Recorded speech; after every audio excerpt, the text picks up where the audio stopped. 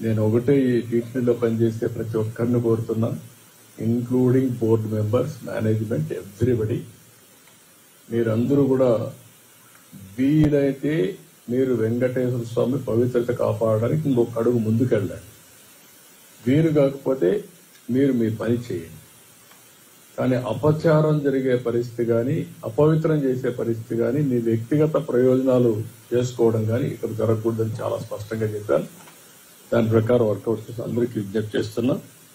ఇంకొక పక్క దేశంలో, ప్రపంచంలో వెంకటేశ్వర స్వామి ఆస్తులన్నీ కాపాడడానికి కంకణం కట్టుకోనున్నాం. కోర్టులో ఉన్నా, ఎక్కడున్నా. అదే మరికి నేను ముందే చెప్పాను, వెంకటేశ్వర స్వామి దేవాలయంలో పనిచేసే వ్యక్తులు ఓన్లీ హిందూస్ గానే ఉండాలి. ఎవరైనా క్రిస్టియన్స్ కానీ ఇతర మతస్థులు ఉంటే వాళ్ళందరికీ ఎవరిని మనోభావాలు దెబ్బతినకుండా గౌరవప్రదంగా వాళ్ళు రీహాబిలిటేట్ చేస్తాం. అదే మరిగా క్రిస్టియన్ ఆర్గనైజేషన్స్ కానీ, ముస్లిం ఆర్గనైజేషన్స్ ఉంటే అక్కడ కూడా హిందూస్ పనిచేయకూడదు అనుకున్నప్పుడు అక్కడ కూడా పనిచేయకుండా వాళ్ళ మనోభావాలు కాపాడుతాం. నేను I made it very clear. దానికి కట్టుబడి ఉన్నాం. ఆ చర్యలు తీసుకోమని కూడా మన వాళ్ళందరికీ కోరుతున్నా. ఇంకొక పక్కన దేశంలో ఉండే అన్ని రాజధానుల్లో వెంకటేశ్వర స్వామి దేవాలయం కట్టాలనేది ఒక నిర్ణయం, ఒక సంకల్పం చేశాం.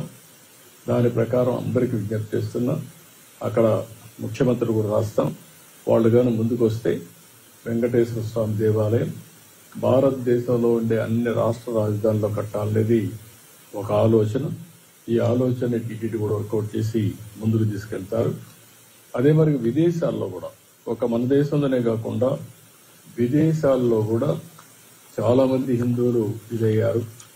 ప్రపంచంలో ఉండే హిందువులకి ఒక ఆలోచన ఉంటుంది, కలియుగ దేవుడు వెంకటేశ్వర స్వామి.